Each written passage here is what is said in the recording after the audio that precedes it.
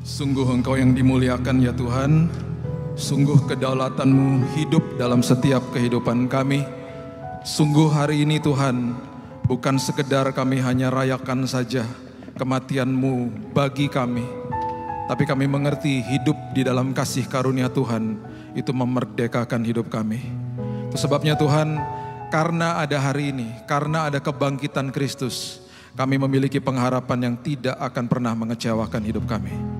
Itu sebabnya Tuhan, kami hidup hari ini, kami mempunyai sebuah rancangan yang sangat dahsyat bagi hari esok kami. Tuhan berbicara kepada kami, Roh Kudus yang meneduhkan setiap hati.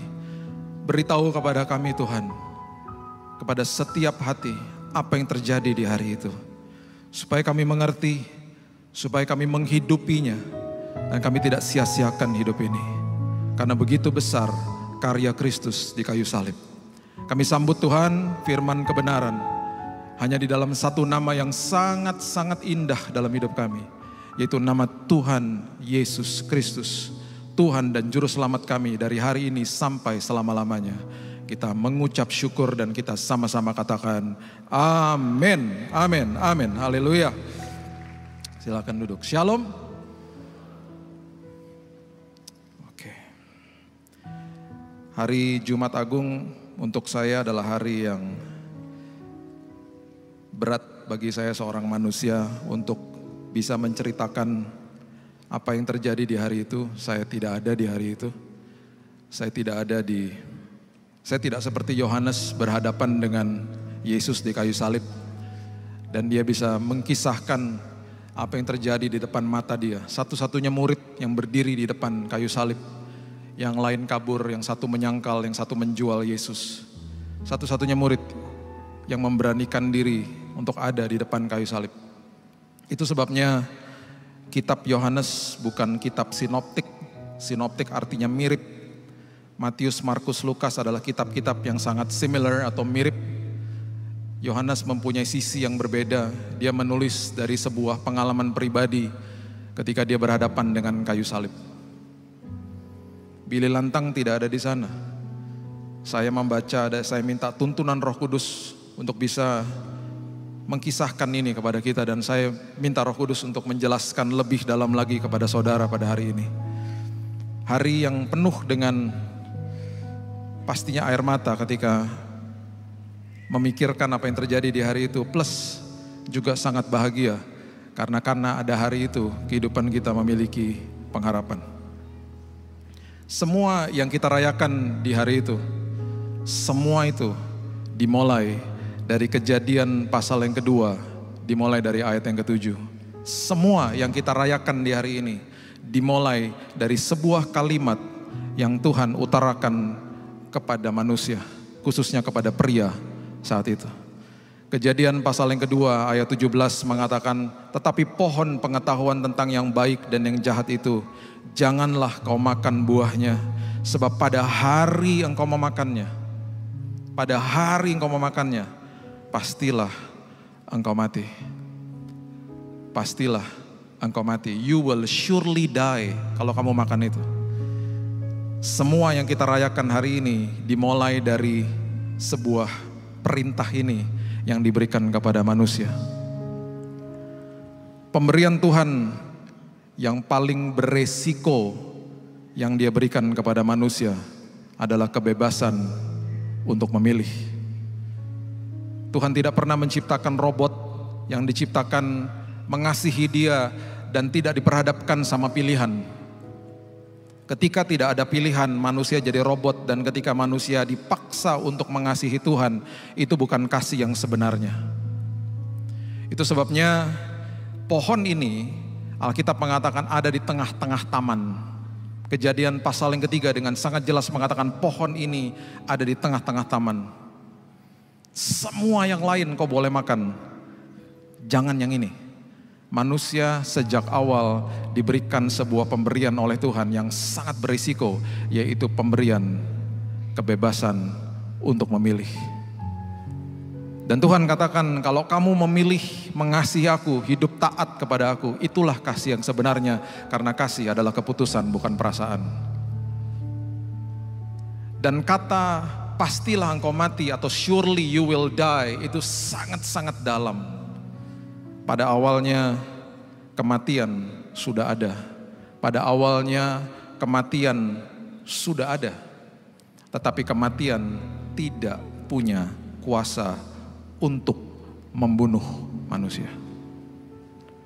Kematian sejak awal sudah ada, tetapi kematian tidak punya kuasa untuk membunuh manusia. Selama manusia taat, manusia tidak akan memberikan kuasa kepada kematian untuk membunuhnya. Karena kuasa kematian itu adalah dosa. Selama manusia tidak berdosa saat itu, selama manusia patuh sama apa yang Tuhan katakan, manusia tidak akan memberikan kuasa itu kepada dosa untuk membunuhnya. Itu sebabnya Tuhan katakan jangan berdosa. Jangan makan itu. You will surely die. Bukannya Tuhan membunuh manusia, bukan. Tapi Tuhan memastikan bahwa kalau kamu makan itu, kalau kamu berdosa, kamu memberikan kuasa kepada kematian untuk membunuhmu. Jangan. Kematian sudah ada, tetapi kematian posisinya mati. Tidak berkuasa atas manusia.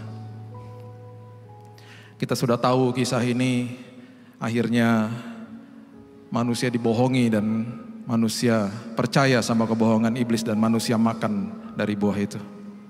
Dan ketika manusia makan dari buah itu, Tuhan tidak pernah bisa mengatakan, aduh, kenapa kamu makan? Kamu tahu nggak bahwa akan ada pengorbanan, proses pengorbanan yang begitu panjang.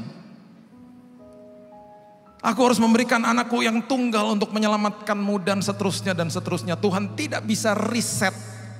Tuhan tidak bisa katakan kepada manusia, oh oke, saya berikan kamu dispensasi. Besok ketika kamu hidup dan bangun pagi, kita mulai dari nol. Jangan dimakan buah ini, bahaya. Tuhan tidak bisa begitu. Karena firman-Nya, Alkitab katakan, melebihi namanya. Alkitab dengan jelas mengatakan Mazmur 138 ayat yang kedua. Aku hendak sujud ke arah bait-Mu yang kudus dan memuji nama-Mu oleh karena kasih-Mu dan oleh karena setia-Mu, sebab Kau buat nama-Mu dan janji-Mu melebihi segala sesuatu. Bahasa Inggrisnya dengan lebih jelas mengatakan your word is above your name. Kalimat firman yang keluar dari mulutmu tidak akan kembali dengan sia-sia, termasuk ayat ini. Kalau kamu makan, kamu akan mengaktifkan kematian. Kalau kamu makan, kamu akan memberikan kuasa kepada kematian sehingga kematian jadi bisa membunuhmu. Manusia akhirnya melewati kematian. Ada dua fase kematian yang manusia lewati. Fase kematian pertama adalah manusia dipisahkan dari Eden. Manusia diusir dari Eden. Eden artinya hadirat Tuhan. Fase kematian pertama, manusia dipisahkan dari hadirat Tuhan. Saya katakan ini dari awal, Bapak Ibu ikuti perlahan-lahan. Karena ini semuanya ada kaitannya dengan Yesus.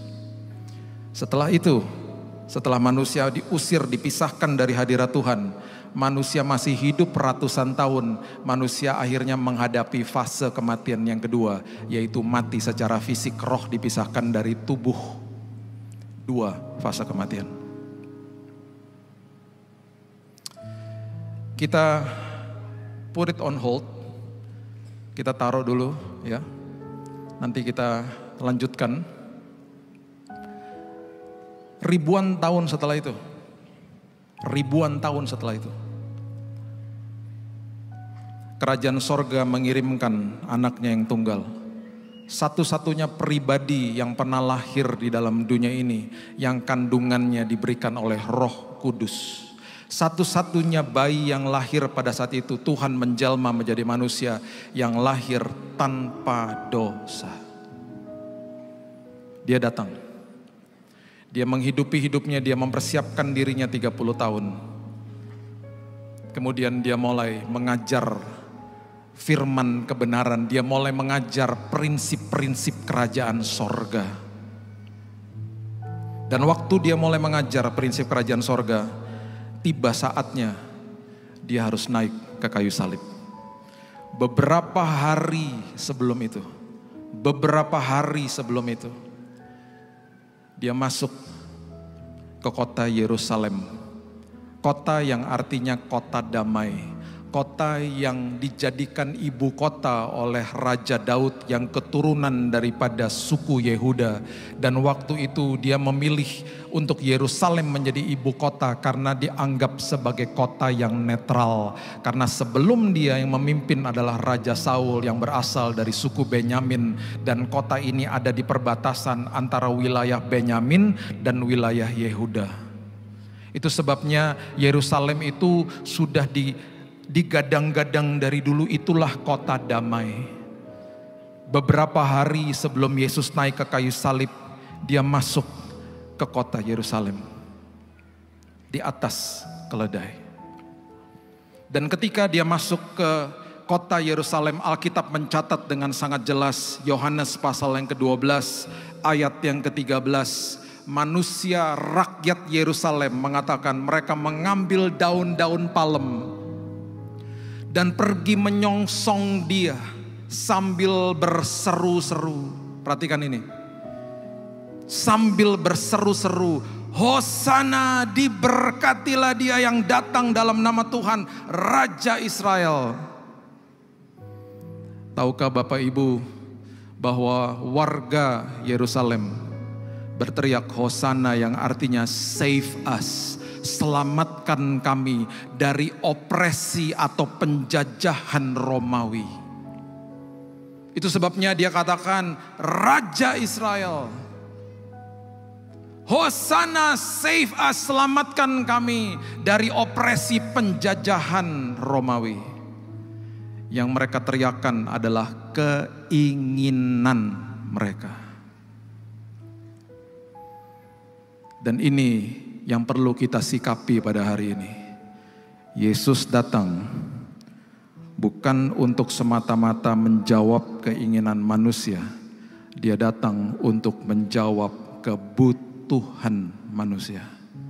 Mereka tidak sadar bahwa mereka memerlukan pembebasan dari penjajahan dosa dalam hidup mereka. Yang mereka teriakan adalah save us, selamatkan kami dari penjajahan Romawi. Ayo dong, buat kota kami damai. Mereka lupa bahwa yang harus memiliki damai dan breakthrough dan terobosan terlebih dahulu adalah hidup mereka diperdamaikan dengan Tuhan. Karena sudah terjadi dosa pada saat itu, Tuhan berseberangan dengan manusia. Tuhan membutuhkan imam besar untuk jadi mediator bagi manusia. Mereka lupa bahwa mereka yang harus diperdamaikan dengan Tuhan, supaya mereka akhirnya bisa membawa damai ke dalam kota mereka. Semuanya terbalik. Dan itu masih menjadi sikap banyak manusia di dalam hari-hari ini. Manusia mengejar keinginannya, bukan kebutuhan untuk diselamatkan. Tadi Bapak Gembala, Pak Aswin sudah katakan kepada Bapak Ibu sekalian. Banyak orang yang berlari seperti anak bungsu, mengejar keinginannya. Tidak paham bahwa kebutuhan dia adalah bersama dengan bapaknya di rumah. Tidak paham bahwa kebutuhan utama manusia adalah keselamatan. Dan sesudah diselamatkan, kebutuhan utama adalah sekolah kehidupan bersama dengan Kristus. Terus diubahkan setiap hari, pembaharuan budi setiap, itu kebutuhan, itu yang Yesus mau. Itu sebabnya waktu dia masuk ke Yerusalem, di Lukas pasalnya yang ke-19 ayat yang ke-41, Lukas 19 ayat 41 mengatakan ketika Yesus telah dekat dan melihat kota itu, ia menangisinya. Kata menangisi di sini bahasa Yunaninya artinya kleo. Kleo itu artinya sobbing, itu artinya menangis terisak-isak. Beberapa pasal sebelum ini didokumentasikan bahwa Yesus menangis ketika Lazarus mati. Dan kata menangis di situ artinya adalah meneteskan air mata. Karena dia sedih, karena keluarganya sedih. Dia tahu sebentar lagi Lazarus akan dibangkitkan. Tetapi di kalimat ini Kata menangisi artinya sobbing, nangisnya terisak-isak. Itu yang dia tangisi.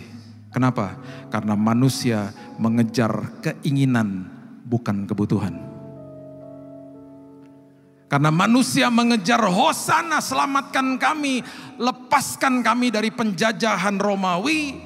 Apa yang terlihat di luar sini lebih penting daripada apa yang terjadi di dalam sini.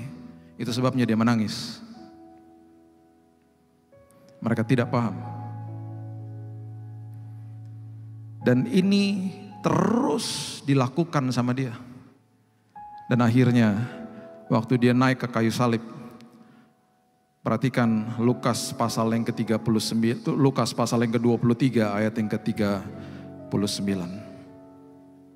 Lukas pasal yang ke-23 ayat yang ke-39. Perhatikan kalimat ini. Seorang dari penjahat yang digantung menghujat dia, katanya, bukankah engkau adalah Kristus? Selamatkan dirimu dan kami. Keinginan manusia. Katanya hebat, ayo dong selamatkan kami. Keinginan, kepentingan pribadi. Selamatkan dirimu dan saya, turunkan kami dari kayu ini, dari kayu salib ini. Perhatikan si penjahat yang kedua. Dia paham bahwa Yesus datang menjawab kebutuhan, bukan keinginan. Dia katakan begini, Lukas 23 ayat 42 dan 43 mengatakan, lalu ia berkata, Yesus, ingatlah akan aku apabila engkau datang sebagai raja. Bukan seperti raja yang diteriakkan oleh orang-orang di kota Yerusalem yang ingin dibebaskan dari opresi penjajahan Romawi, bukan. Apabila engkau datang sebagai raja atas hidupku. Langsung penjahat ini tidak pernah memiliki kesempatan untuk datang beribadah di rumah ibadah. Penjahat ini tidak pernah menghidupi hidupnya, gak punya kesempatan hidupnya untuk menghidupi firman Tuhan. Gak pernah. Tapi di ujung daripada kehidupan dia katakan, aku tahu engkau datang menjawab kebutuhan, bukan keinginan. Engkau datang sebagai raja atas hidupku. Gak apa-apa aku dihukum mati. Gak apa-apa apapun yang terjadi samaku. Kalau engkau datang sebagai raja, aku tahu aku pasti selamat. Terserah mau bagaimana caranya, aku pasti selamat. Itu sebabnya keluar kalimat ini, ayat 43. Yesus katakan kepadanya, aku berkata kepadamu, sesungguhnya hari ini juga engkau akan ada bersama-sama dengan aku di dalam Firdaus. Setiap dari kita yang mengejar kebutuhan terlebih dahulu, mengejar kerajaan Allah dan kebenarannya, walaupun kita masih ada di dunia, datanglah kehendakmu di sorga seperti di bumi. Kita akan mengalami sorga walaupun kita masih hidup di dalam bumi ini. Karena yang kita kejar adalah kebutuhan. Yang kita kejar adalah Tuhan tolong saya supaya saya cakap mengelola keluarga saya, keuangan saya, kehidupan saya. Saya mau jadi orang Tuhan yang diubahkan sama Tuhan ketika ada masalah terjadi sama hidupku. Itu adalah orang-orang yang mengerti bahwa Tuhan menjawab kebutuhan, bukan keinginan. Setelah itu, setelah beres di dalam sini, baru hal-hal yang lain dikasih. Itu sebabnya kejarlah keselamatan. Kejarlah pemulihan hidup. Kejarlah hal-hal justru yang tidak terlihat. Karena seringkali orang justru mengejar hal-hal yang terlihat untuk diperlihatkan kepada orang lain. Banyak orang masih mengejar harta, jabatan, status, ketenaran. Dan itu sebabnya hari ini saya mau ajak Bapak Ibu, jangan buat dia menangis. Dia menangis ketika dia melihat manusia mengejar keinginan daging, bukan kebutuhan keselamatan. Itu sebabnya yang dia katakan akhirnya teruji. Dan akhirnya di atas kayu salib, Markus 15 ayat yang ke-23. Perhatikan kalimat ini. Kalau kita baca hanya sepintas mungkin kita tidak paham.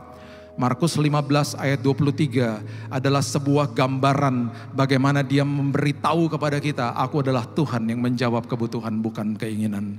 Markus 15 ayat 23 mengatakan, lalu mereka memberi anggur bercampur mur kepada dia, kepada Yesus. Dan Alkitab mengatakan dengan jelas, tetapi ia menolaknya. Ada beberapa kali ketika Bapak Ibu membaca kisah dia di kayu salib, beberapa kali dia diberikan anggur yang bercampur cuka. Itu beda sama ini. Anggur yang bercampur mur itu artinya penangkal sakit. Camkan ini baik-baik, perhatikan kebenaran ini baik-baik. Karena ini karya Kristus yang dahsyat yang dia lakukan sampai titik darah penghabisan. Di zaman itu, di zaman penyalipan, ketika sudah sampai ke titik-titik terakhir, tentara Romawi biasanya memberikan anggur yang bercampur dengan mur supaya sang orang yang sedang disalib merasakan enak. Shortcut, bahasa Inggrisnya bearable, bisa ditanggung, ujung-ujung kematiannya itu bisa ditanggung karena akhirnya itu menjadi penangkal sakit. Penyalipan itu adalah kematian yang perlahan-lahan dan tubuhnya mengalami sakit yang luar biasa. Pergerakan sendi demi sendi sedikit pun orang itu bisa menjerit di kayu salib karena sakitnya luar biasa. Sejarah mencatat ketika anggur bercampur dengan mur diberikan kepada orang-orang yang sedang disalib, itu hormon adrenalin mereka bisa kicks in, bisa menguasai mereka sehingga tubuh mereka bisa menyambut anggur bercampur mur seolah-olah mereka lupa sama sakitnya. Dan momen-momen seperti begini biasanya dinanti-nantikan oleh orang-orang yang sedang disalib. Kenapa? Karena tubuh kita memiliki dan sudah didesain untuk memiliki keinginan untuk tidak sakit. Itu sebabnya ketika kita pegang tekok panas di dalam dapur pagi hari, ketika kita pegang pasti tubuh ini karena sudah didesain untuk mempunyai keinginan tidak mau sakit, kita pasti kita pasti begitu. Gak ada orang pegang tekok panas, tangannya tetap begini, gak ada. Pasti dilepasin. Seorang ibu yang masukin tangan ke dalam tas dan ada peniti yang kebuka, dia pasti cabut tangannya. Tubuh sudah diberikan keinginan untuk tidak mau sakit. Satu hari saya jalan di sebuah kota Anaheim dengan anak-anak waktu masih kecil. Saya melihat ada sebuah tempat pemadam kebakaran. Mereka lagi ngaso. Saya deketin, saya bilang, boleh gak masuk ke dalam melihat truknya kamu yang besar dan bagus. Oh, come inside. Dia kasih tur singkat. Dan saya gak pernah lupa dia katakan begini. Bapak tahu gak, kalau kami lagi masuk ke dalam sebuah rumah yang penuh dengan asap. Dan rumah itu sedang terjadi kebakaran. Kami memiliki SOP. Kalau kami sedang meraba tembok, kami tidak boleh meraba tembok untuk mencari jalan maksudnya ya. Gak boleh raba tembok begini. Karena kalau raba tembok begini dan ada kabel terkelupas dan ada strumnya, itu tubuhnya otomatis akan megang strumnya dan dia mati. Kena strum. Itu sebabnya karena tubuh ini didesain untuk tidak mau sakit, punya keinginan tidak mau sakit. Kita harus pegang tembok itu dengan tangan terbuka keluar. Supaya ketika ada kabel terkelupas, dia akan tarik tangannya keluar. Dan dia selamat. Di hari itu, ketika tubuhnya mempunyai keinginan untuk tidak mau sakit, dia menolak anggur yang bercampur dengan mur. Itu morfin Bapak Ibu kalau hari ini. Penangkal sakit. Dia menolak itu. Supaya dia menjawab kebutuhan daripada kerajaan sorga dan kebutuhan kita semuanya, bahwa anak domba Allah harus dihancurkan sampai titik penghabisan. Itu yang dia lakukan. Kalimat demi kalimat, kejadian demi kejadian yang dia lakukan sampai dia menutupkan mata di kayu salib. Itu luar biasa detailnya. Dia terus berikan contoh kepada kita. Dan itu sebabnya kita bisa katakan karyamu besar Tuhan. Karena aku adalah Tuhan yang menjawab kebutuhan bukan keinginan. Keinginanmu nanti aku akan tambah-tambahkan kalau kebutuhanmu sudah beres. Keselamatan itu nomor 1. Itu sebabnya waktu dia masuk ke Taman Getsemani, disitulah dia katakan, dia mulai bicara begini sama bapaknya. Dia katakan sekiranya, ya. Dia katakan jikalau sekiranya mungkin, Matius 26 ayat 39. Biarlah cawan ini lalu daripadaku, tetapi janganlah seperti yang kau kehendaki, melainkan seperti yang kau kehendaki. Itu bukannya berarti dia tidak mau naik ke kayu salib. Ini dia lagi mau melewati fase kematian pertama yang tadi kita bahas di awal. Sebentar lagi dia akan dipisahkan dari hadirat Bapanya. Sama seperti manusia ketika dipisahkan dari hadirat Tuhan dan kemudian mengalami kematian secara fisik, Yesus pun mengalami hal yang sama. Karena penebusan itu A diganti A, B diganti B. Itu yang terjadi. Itu sebabnya akhirnya ketika dia naik ke kayu salib, dia berteriak dengan luar biasa di kayu salib. Kira-kira jam 3, Matius 27 ayat 46. Matius 27 ayat 46. Berserulah Yesus dengan suara nyaring, Eli, Eli, lama sabachthani. Yang artinya, Allah, Allahku, mengapa engkau meninggalkan aku? Why have you forsaken me? Pertama kali seumur hidupnya, dia dipisahkan dari hadirat Bapanya. Sama seperti manusia. Supaya hari ini ketika apa yang dia sudah tebus hari itu, hari ini kita tidak pernah dipisahkan dari hadirat Tuhan sedetik pun. Karena hadirat Tuhan ada bersama dengan kita bahkan di dalam kita dari hari ini sampai selama-lamanya. Itulah Tuhan. Dia memisahkan dirinya dari hadirat Bapanya. Sampai-sampai di Taman Getsemani dia mengalami proses yang namanya hematohidrosis. Peluh bercampur darah. Dr. Frederick Zugibe mengatakan itu adalah tingkat stres yang paling akut ketika pembuluh darah pecah. Kenapa? Karena dia tahu sebentar lagi dia akan terpisah dari hadirat Bapanya. Dan itu adalah sesuatu beban yang sangat berat bagi dia. Sekiranya ada jalan yang lain supaya aku tidak terpisah dari hadirat-Mu. There is no other way. Pengorbanan tetap harus berjalan. Proses hematohidrosis ketika diselidiki oleh Dr. Frederick Zugibe, dia katakan banyak manusia yang belum sampai ke titik stres yang sudah akut dan gak pernah sampai ke titik itu, manusia sudah bunuh diri.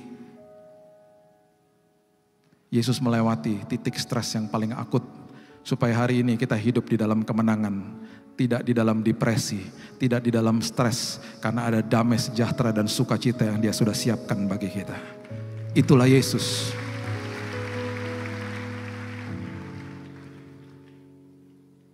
Dan camkan ini baik-baik. Waktu akhirnya Dia menutupkan mata dan fase kematian kedua terjadi. Sebelum itu, saya mau Bapak Ibu betul-betul mengerti tentang prinsip ini. Mengerti tentang prinsip ini. Oke. Kita baca dulu coba di 1 Korintus pasalnya yang ke-15, ayatnya yang ke-56. 1 Korintus 15 ayatnya yang ke-56. Sengat maut ialah dosa. Jadi kuasa kepada maut, kuasa untuk kematian adalah dosa. Dan kuasa dosa ialah hukum Taurat. Tadi kita sudah bahas, dosa memberikan kuasa kepada kematian sehingga kematian bisa membunuh manusia. Sekarang yang perlu kita pikirkan bersama-sama pada pagi hari ini, saya katakan tadi, Yesus dilahirkan dari kandungannya dari Roh Kudus. Berarti Yesus satu-satunya pribadi yang tidak memiliki dosa ketika Dia lahir. Sekarang bagaimana supaya Dia bisa membuat kematian bisa membunuh Dia sementara Dia tidak ada dosanya? Yang Dia lakukan adalah Dia ambil semua dosa manusia, termasuk kita yang belum lahir pada hari itu. Diambil semua sama Dia.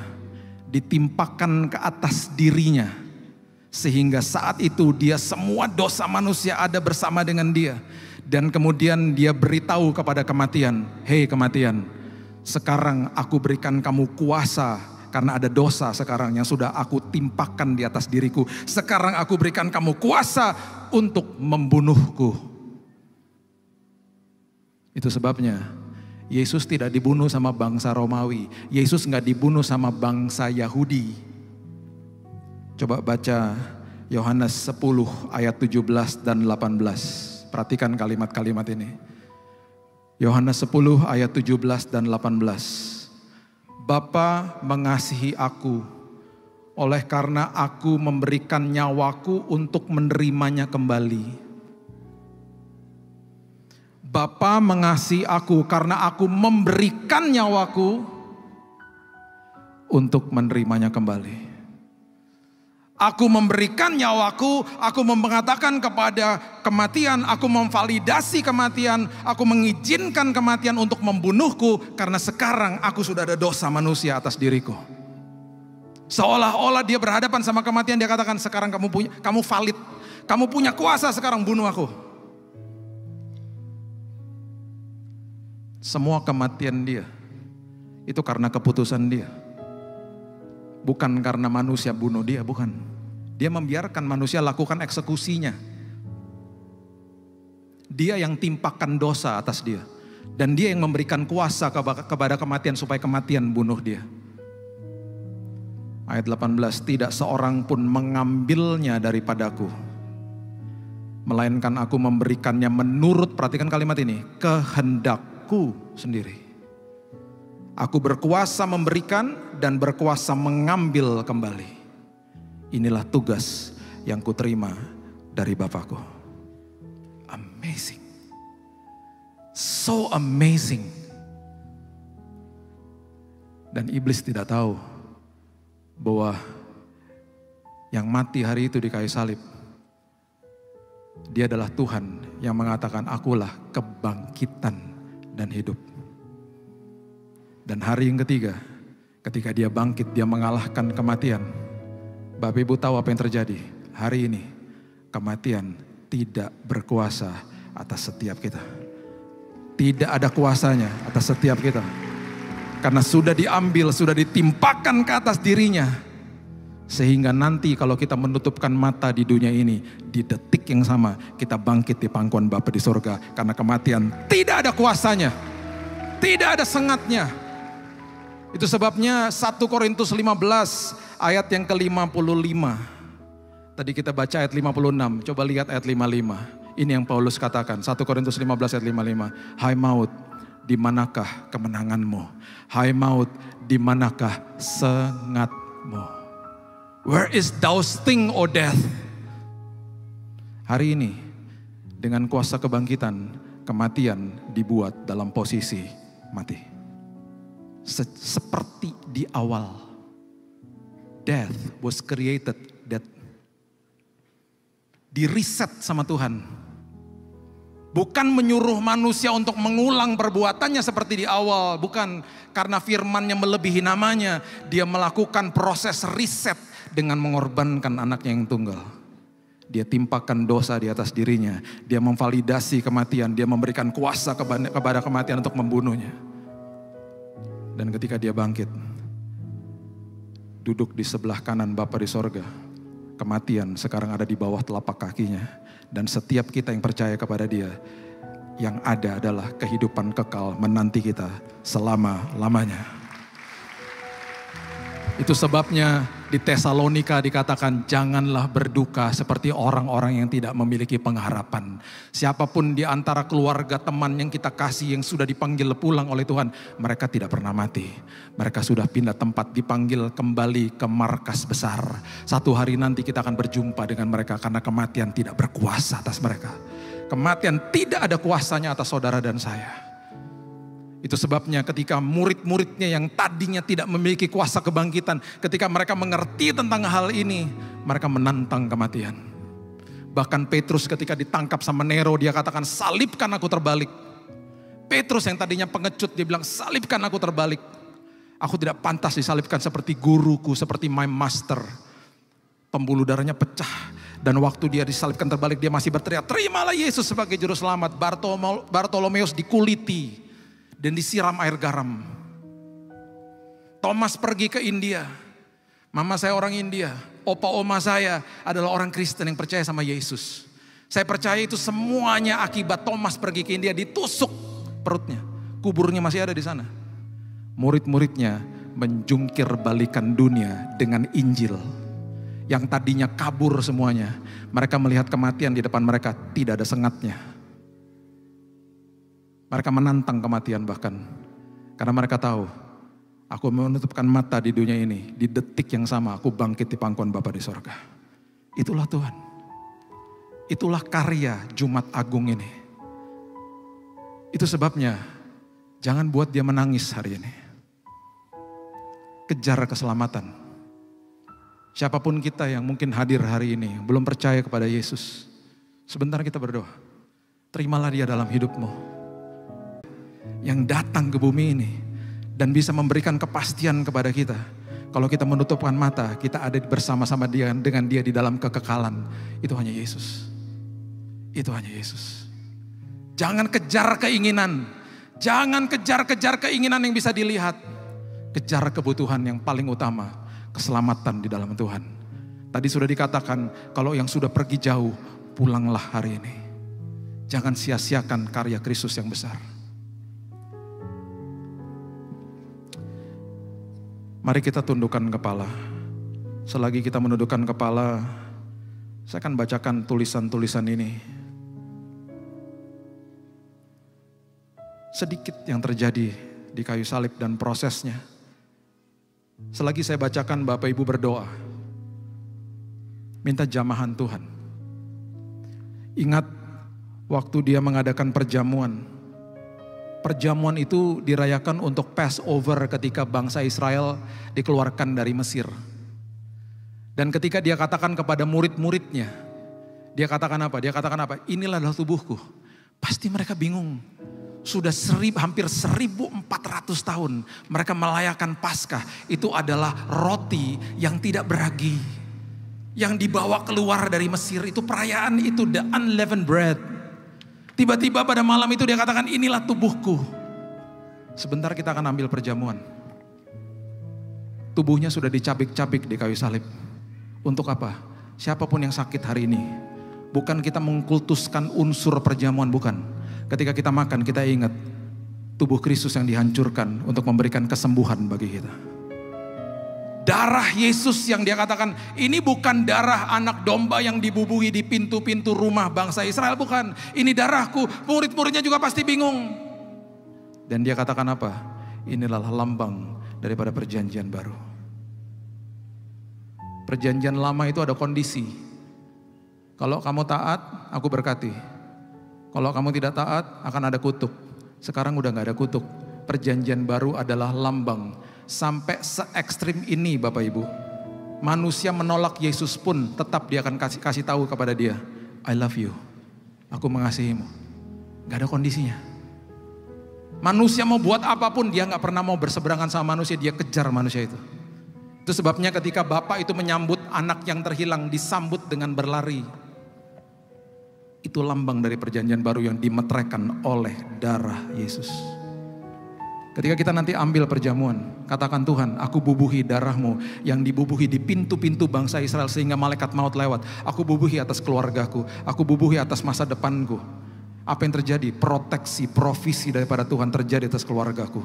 Bukan aku sekedar sehat tubuh saja, tapi jiwa dan rohku sehat dan kuat untuk terus berkarya untuk Tuhan. Itulah arti daripada pengorbanan dia.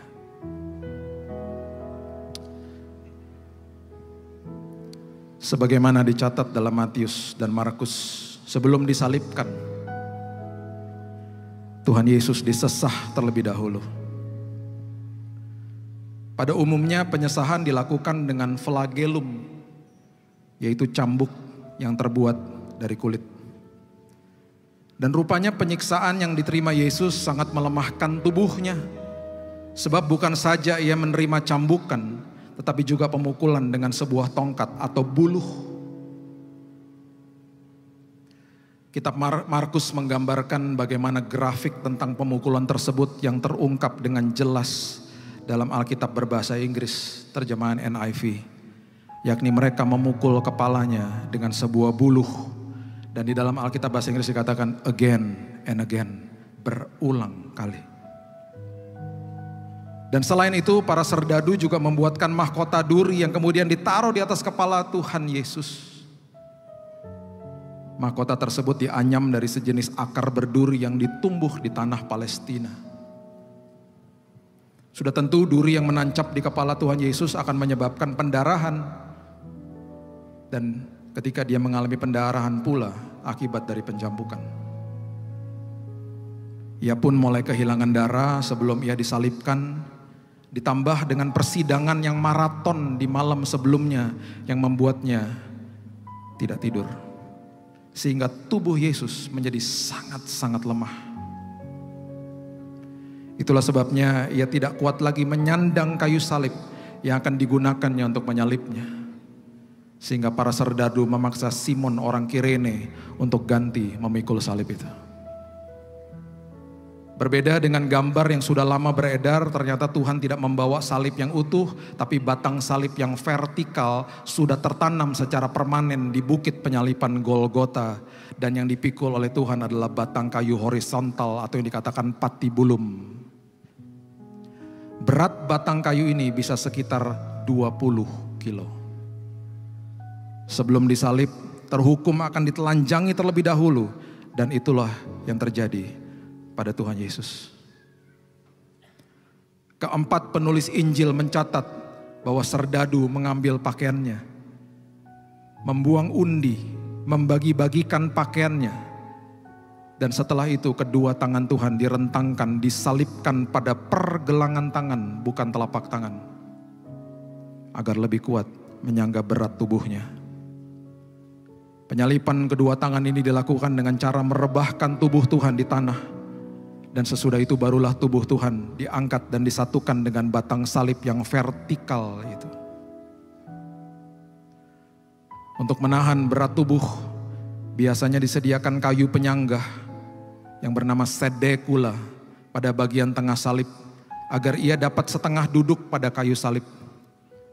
Berdasarkan penemuan arkeologis jenazah seorang yang disalib di sekitar Yerusalem yang hidup antara 7 sampai tahun 66 Masehi, ternyata kaki yang terhukum tertekuk pada lututnya sehingga kedua tumitnya akan berada di bawah.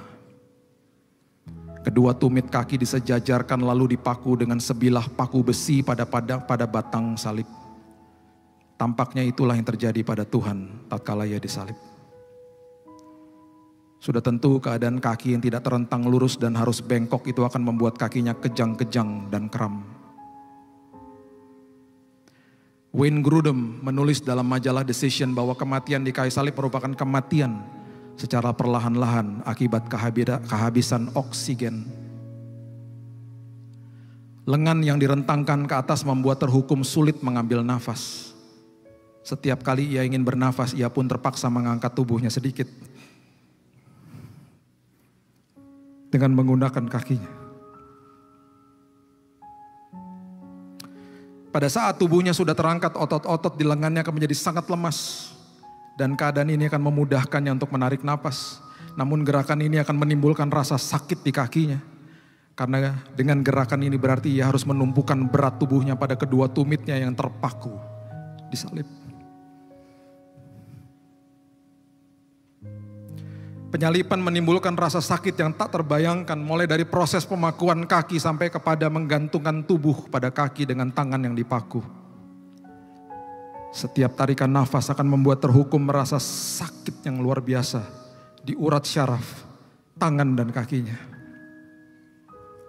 Selain itu ia pun akan merasakan sakit karena setiap kali bernafas ia harus menggesekkan punggungnya yang terluka akibat cambukan pada kayu yang kasar. Wayne Grudem menjelaskan bahwa ada kalanya terhukum akan hidup berhari-hari meski dalam kondisi setengah mati dengan rasa tercekik akibat kekurangan oksigen. Itulah sebabnya serdadu Romawi biasanya mematahkan kedua kaki terhukum guna mempercepat kematiannya. Dalam kasus Tuhan Yesus, kedua kakinya tidak dipatahkan karena kematiannya yang relatif cepat akibat penyiksaan yang dialaminya.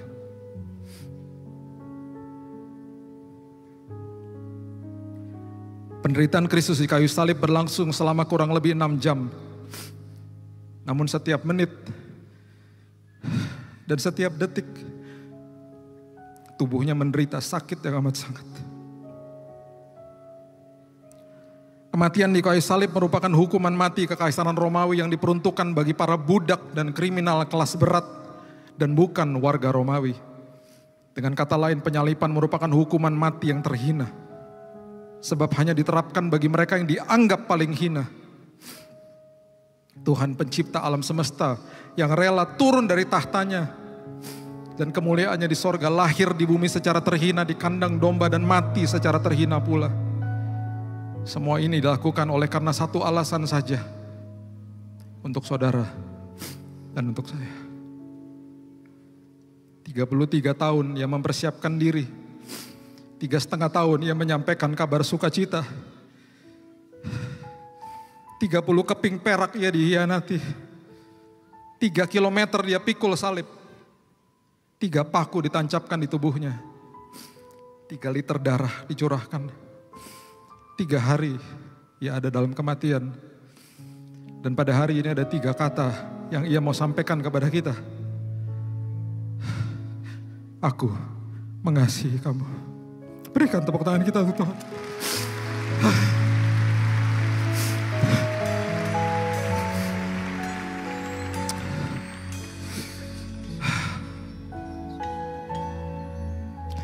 Betapa besar karyamu ya Tuhan.